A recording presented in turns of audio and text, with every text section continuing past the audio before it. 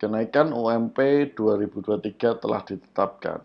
Ya, betul. Jadi kemarin pemerintah melalui Kementerian Tenaga Kerja telah menetapkan besaran kenaikan upah minimum provinsi untuk tahun 2023. Seperti apa beritanya, bagaimana infonya, dan yang pasti adalah cara perhitungannya. Simak video ini sampai selesai. Disclaimer dulu, video ini hanya untuk tujuan edukasi atau bagi pengalaman, bukan nasihat hukum, dan bisa jadi out of date karena bisa jadi di kemudian hari ada perubahan yang menyebabkan materi ini sudah tidak relevan lagi. Nah, ini kami ambil beritanya dari kompas.com dengan judul Sah Upah Minimum 2023 naik maksimal 10%. Di situ juga ada sumber atau tautannya, Anda bisa cek juga kalau ingin membaca artikelnya dengan lengkap.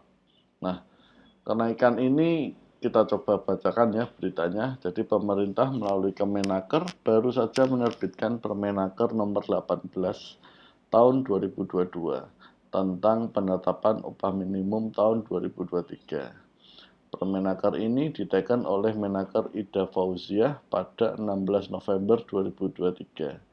Dengan terbitnya Permenaker tersebut, maka kenaikan upah minimum pada tahun depan maksimal sebesar 10%. Dalam pasal 6 Permenaker 18 tahun 2002 dijelaskan rumus formula perhitungan upah minimum sebagai berikut. Ya, saya tidak bacakan. Nah, jadi kalau kita lihat sini sudah ada kepastian hukum ya. Di sini artinya pemerintah mengambil peran untuk kepastian hukum atas kenaikan UMP.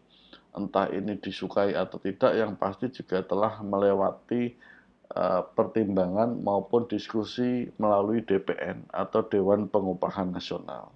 Ya, DPN isinya biasanya antara asosiasi pekerja atau pengusaha dengan pekerja, serikat pekerja, seperti itu. Nah, kita coba cek ya artikel selanjutnya yang berisi mekanisme perhitungannya, apakah menggunakan formula dari PP 36 atau tidak.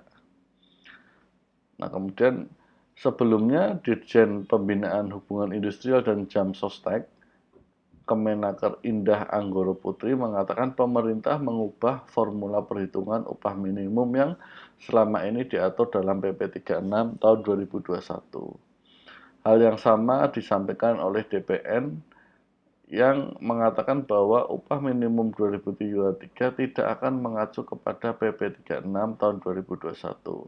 Anggota Dewan Pengupahan Nasional dari unsur Serikat Pekerja mengatakan sistem penetapan upah minimum pada tahun depan Kemenaker akan menerbitkan aturan baru. Ya, jadi sudah jelas ya, formulanya tidak lagi menggunakan formula dari PP 36, tapi menggunakan formula baru. Nah, ini kabar gembira ya, menurut saya, karena kenaikannya cukup tinggi, yaitu 10%. Ya, 10% saya pikir kenaikan yang cukup rasional, tapi mudah-mudahan tidak juga memberatkan dari sisi pemberi kerja. Ya, nah, terus yang kedua, sekali lagi ya, ini kenaikan ini adalah kenaikan upah minimum provinsi ya, UMP-nya, bukan upah yang sedang berjalan atau yang sudah di atas itu ya. Artinya UMP naik 10%, artinya tidak ada lagi pegawai yang digaji di bawah UMP, tapi kalau ada pegawai yang digaji di atas UMP itu bisa naik tergantung struktur dan skala upahnya, tidak mengacu kepada yang 10%. Tetapi kalau untuk baseline-nya atau untuk UMP-nya, dia naiknya bisa di atas, sampai dengan 10%. Ya, seperti itu. Mudah-mudahan tidak membingungkan. Jadi gini, katakanlah Anda sudah bekerja 5 tahun dan sudah punya gaji katakanlah 10 juta katakanlah. Nah, apakah tahun 2023 upah Anda akan naik 10%? Nah, itu belum tentu. Kenapa? Karena tergantung struktur skala upah perusahaan Anda.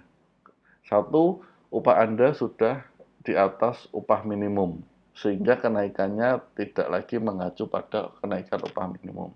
Yang kedua, adalah mengacu pada struktur skala upah masing-masing perusahaan. Nah, hal ini berbeda untuk pegawai yang baru bekerja atau pegawai dengan gaji awal. Kalau dia masuk awal, katakanlah pegawai fresh entry masuk, dia ngelamar, maka upah minimumnya adalah tadi, ya, upah minimum 2023. Tetapi berlaku juga kalau Anda baru di PHK, kemudian fresh entry ngajukan lagi lamaran pekerjaan dengan masa kerja 0%, bisa jadi Anda juga ikut upah minimum tadi. Ya, itu bedanya. Bagaimana menurut Anda? Apakah cukup mengembirakan berita ini? Berikan komentar Anda pada kolom komentar. Terima kasih.